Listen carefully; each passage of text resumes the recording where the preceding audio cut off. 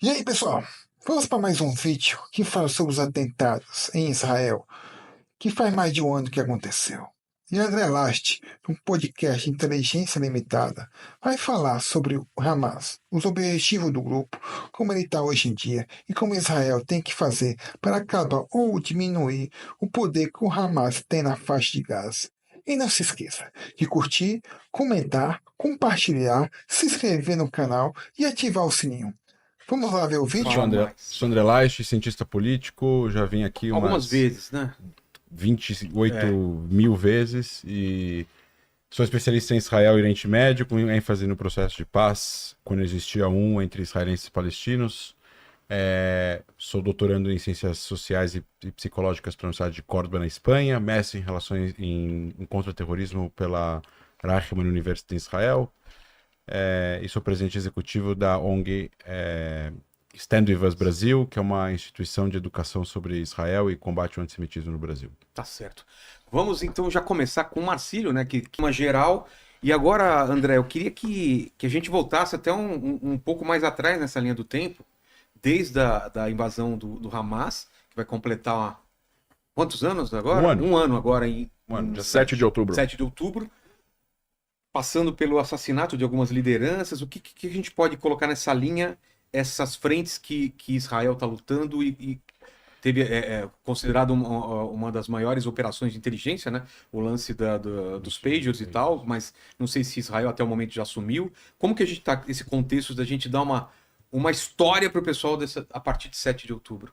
Primeiro que eu acho que o que aconteceu no dia 7 e o que está acontecendo agora era um desejo do Sinwar, que é o atual líder geral do Hamas, né? Depois que o líder Estava para acontecer, é isso? Não, ele queria envolver outros atores em outras regiões para que Israel precisasse enfrentar o que a gente chama de várias frentes ao mesmo tempo. Era uma estratégia, então. É óbvio, porque aí a guerra não fica só em Gaza, não fica focada só em Gaza, o exército precisa se ocupar de várias frentes, são vários... E que você disse aqui que já aconteceu no passado, né? Já, mas a gente está falando agora de grupos não estatais que controlam regiões, que estão atacando Israel de forma não convencional, principalmente cidades israelenses, que têm um poder de fogo diverso. Os Houthis têm um poder de fogo diferente do Hamas, que tem um poder de fogo diferente do Hezbollah. Hamas e Hezbollah fronteira com Israel, os Houthis estão longe, 2.000 quilômetros de distância, todos esses aí financiados pelo Irã.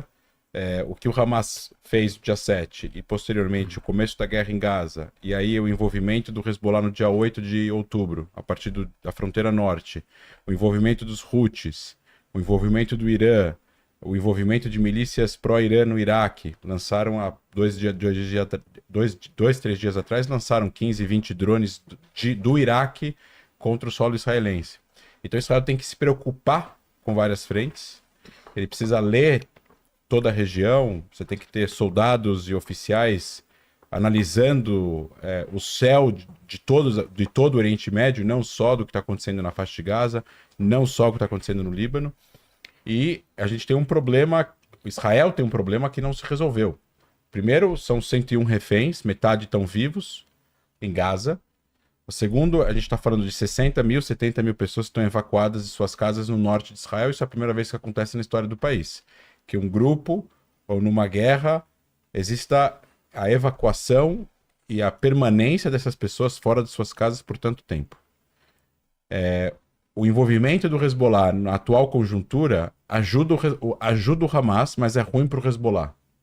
Porque o Hezbollah, ele é um grupo muito mais forte que o Hamas, ele tem um orçamento muito maior. Mais organizado? Muito mais organizado, ele tem mais gente, ele tem mais treinamento. Inclusive, o Hezbollah ele tem um departamento que é um departamento de educação, entre aspas, educação, para ensinar pessoas do Hamas a fabricarem, por exemplo, mísseis e foguetes ou melhorar a precisão deles. Então são engenheiros que estão lá ajudando o Hamas e a Jihad Islâmica também, que é outro grupo menor que o Hamas em Gaza, que ajuda a eles terem mais precisão nos foguetes quando isso estava sendo fabricado em épocas dizer, entre aspas, épocas de cessar-fogo.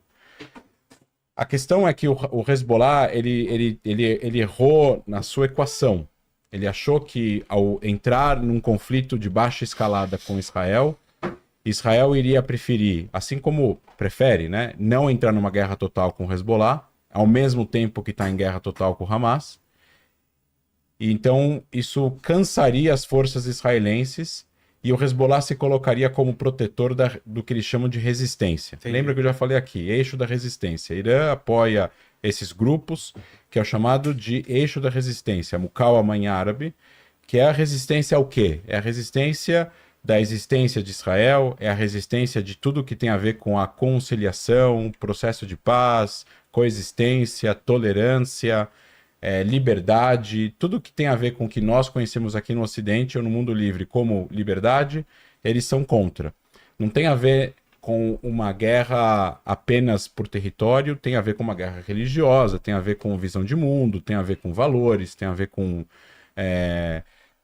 costumes e por aí vai. E o Hezbollah está fazendo com que, na visão deles, o Hamas não seja destruído. Eles dizem que eles só pararão de atirar, isso até algumas semanas atrás, se caso aconteça um cessar-fogo em Gaza.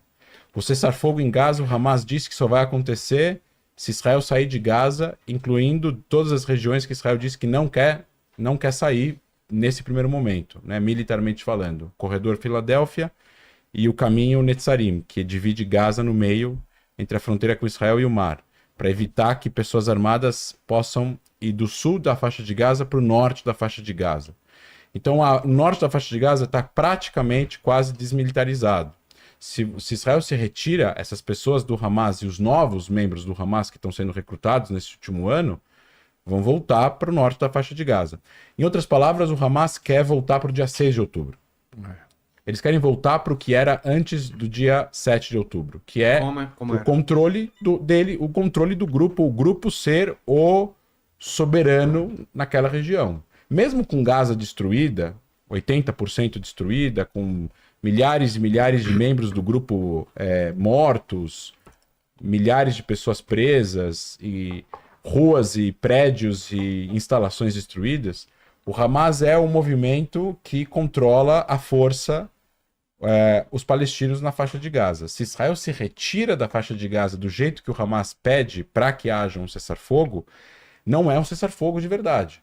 Porque o Hamas não está negociando um acordo de paz, uma negociação com Israel a longo prazo, uma aceitação da existência de Israel, e que daí então vai se transformar num processo de paz para criar um Estado palestino. Não é isso.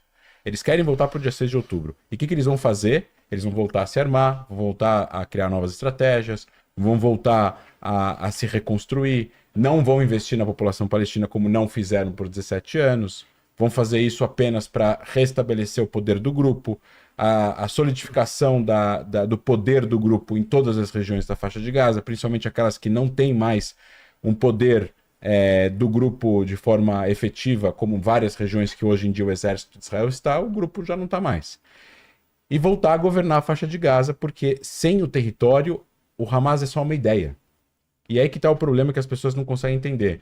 O Hamas é uma ideia que possui um território e a partir de então ele consegue executar a sua ideologia, que não é a favor de um Estado palestino, que nem o Brasil ou outros países apoiam. Então o Hamas ele é antinacionalismo dos palestinos. Eu sei que algumas pessoas que escutam o teu podcast vão falar, imagina, mas o Hamas é antinacionalista dos palestinos. Ele é a antitese. Como você pode defender para o nacionalismo palestino? Porque enquanto o Hamas controlar qualquer região da faixa de Gaza ou qualquer região que os palestinos reivindicam como um futuro Estado, não vai haver um Estado palestino, porque Israel não vai deixar que os palestinos tenham um país enquanto o governo de parte deste país for um grupo terrorista que quer destruir Israel. Tem uma linha de pensamento, você já deve ter visto, eu vi um americano falando, um cara que mora nos Estados Unidos, que ele é palestino, falando que vocês querem saber como que é o povo palestino sem Hamas, é só ver a Cisjordânia, onde lá não tem Hamas. Tem Hamas lá, mas não tem. Tem. Porque eles falam, lá não tem Hamas, assim, no controle oficial, mas lá o que tem? O controle não é do Hamas, exatamente. Mas tem terroristas do Hamas. Mas eles falaram assim, você quer imaginar como seria um lugar onde não tem controle do Hamas? Vejam Cisjordânia, onde os judeus tomam terras do pessoal, tem aquele problema de assentamento e tudo mais. Então ele fala assim, não tem Hamas, tem judeus invadindo ou tomando propriedade dos caras. É verdade, não é? Não, que tem problemas com colonos e que tem eventuais violações, eu não discordo que países que enfrentam problemas dessa natureza de território em disputa e ainda mais com a questão dos assentamentos e dos colonos, sem dúvida isso é um assunto para ser discutido e para ser resolvido, e com certeza devem existir argumentos válidos, mas eu acho que o que ele está tentando fazer dentro dessa lógica de pensamento então, se existir Hamas, os colonos não vão tomar terras, ou se existir Hamas, Israel não vai conquistar mais território. Então ele está justificando a existência do Hamas. O ponto dele, ele está falando que se não tiver alguém com pulso firme, não tipo Hamas, que ele concorda que é terrorismo, os judeus não deixam os caras esse argumento manterem seus territórios. Esse argumento cai por terra com o fato de Israel ter saído da faixa de Gaza em 2005, sendo que o Hamas não controlava a Gaza em 2005, quem controlava